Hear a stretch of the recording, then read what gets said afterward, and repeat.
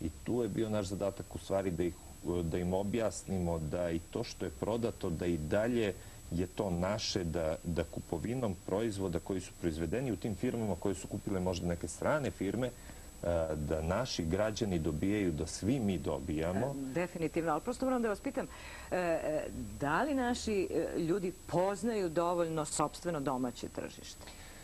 I proizvode sa domaćeg tržišta? Jako slabo poznaju domaće tržište. Vi ste radili anketu, čini mi se. Ne znam za koliko minuta ste postavili mogućnost ispitanicima da nabroje koliko proizvoda domaćih? Pokušali smo da napravimo anketu gde će svako za 2 minuta, svaki ispitanik za 2 minuta da nabroji 10 domaćih proizvoda. Bukvalno na prste može da se izbroji broj ljudi koji je uspeo za 2 minuta da nabroji 10 proizvoda. A koliko je bilo anketiranih? Anketiranih je bilo, ja mislim, skoro 10.000 ukupno u tih 30 gradova. A samo koliko, na prste jedne ruke ili na dve? Nebitno. Mislim, na kraju nismo ograničavali na 2 minuta, ali bukvalno za 2 minuta retko koji je uspeo da nabroji. To recimo se dešava u Maksiju, znači gde imate proizvode ispred sebe, ljudi imaju problem da se sete koji je to domaći proizvod. Niko nam neće zameriti ako sad prosto vas pitam po mišljenju naših građana koji su najpopularniji proizvodi kod nas. Neće biti reklama, ali me prosto zanima što to naši ljudi najviše poznaju. Ovo nije prvi put da radimo tu anketu. Tu anketu smo radili, ali na mnogo manjem uzorku početkom godine. To smo radili na uličnim promocijama i to je rađeno isključivo u Beogradu i bilo je nešto u Pančevu i Novom Sadu. I u tom trenutku najpopularniji domaći proizvod je bilo Jelen pivo. Dobro. I to kod žena je bilo tek na 5. mestu, ali je toliko bilo izraženo kod muškaraca da je jednostavno na kraju u zbiru to bio najpopularniji proizvod. Ne sjećam se tačno koji su tu još proizvodi bili. Znam da je Smoki, Jaffa keks i tako dalje. Znači konditorski proizvodi. Upravo tako. I pivo. Da, pivo, Jelen pivo prvo, sve ostalo ispod toga i isključivo su bili prehrambeni proizvodi. Ja mislim da je eventualno još ko se tu našao osim hrane i pića, prašak Merix je bio među prvih 10 i to je to.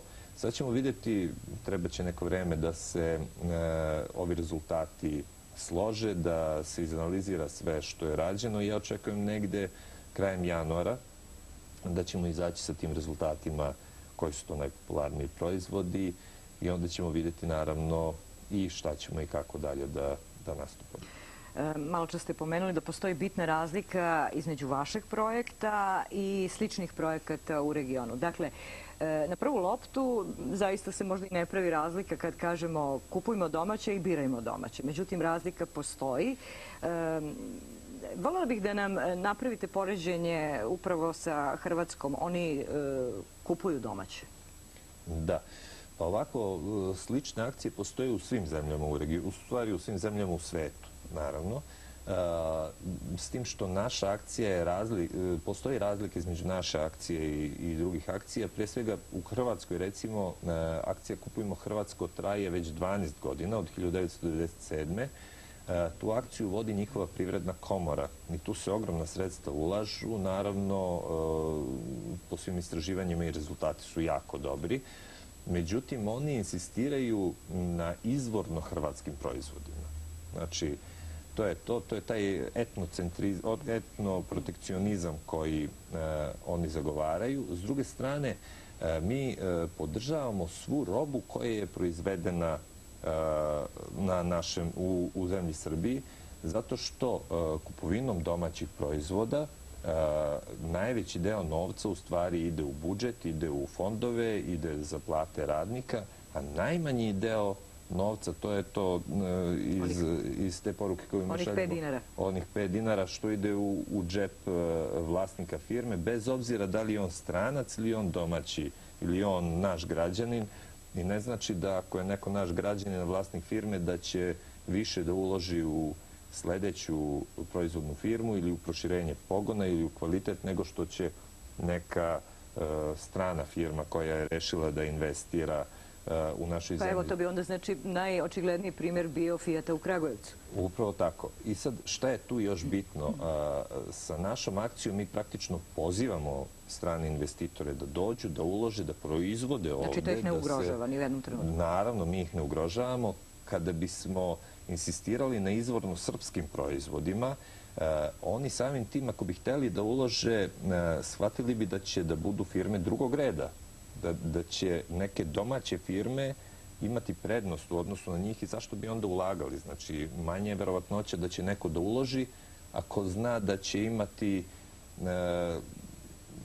da će biti manje cenjen nego neko drugi u toj zemlji. Tako da mi insistiramo baš na tome da se roba proizvodi ovde, a što više investitora došlo i što više njih uloži, to je bolje za sve nas. Dakle, zapravo nešto može biti inostrani brend, ako sam vas dobro razumela, a zapravo istovremeno srpski proizvod. Naravno, nadam se da će i Fiat u jednom trenutku postati srpski proizvod, iako je to italijanski brend. Pa da mi napameti Henkel, čini mi se. Naravno, Henkel, to je naravno strana fabrika, ali se prašak proizvodi u našoj zemlji. Naši radnici rade u toj fabrici, zarađuju taj novac, od tog novca kupuju druge proizvode. Znači, novac jednostavno ostaje u opticaju, dolazi do smanjenja spoljnotrgovinskog deficita. Sve je to jako, jako bitno za razvoj naše privrede. A to posledično opet znači očuvanje postojećih radnih mesta i otvaranje novih. Naravno, sve to je povezano. U skladu sa rečenim, evo i gospodin Slobodan Milosavljević, ministar trgovine, je nedavno izjavio na okruglom stolu održanom u Privrednoj komori Srbiji da globalizacija se neminovno odvija, ali je nužno ukazati građanima da se opredeljuju upravo za domaći proizvod. Šta će se dogoditi kada se naše tržište otvori za proizvode široke potrošnje iz uvoza? Jedan od najvažnijih instrumenta privlačenja kupaca na jednom tržištu svakako jeste cena. U situaciji veće konkurencije cene se obaraju. Kako će domaći proizvođači onda moći da pariraju inostranim uvoznicima? Pa ovako, reći ću vam prvo da nam je podrška ministra Milosavljevića bila jako, jako bitna i to je bio veliki podstrek i za nas i za firme da nas podrže u ovom projektu. Tako da mu se ovom prilikom zahvaljujem na tome. Sad, što se tiče tog otvaranja tržišta, naš projekat je specifičan u odnosu na druge projekte i po tome što se mi zalažemo za što veću konkurenciju.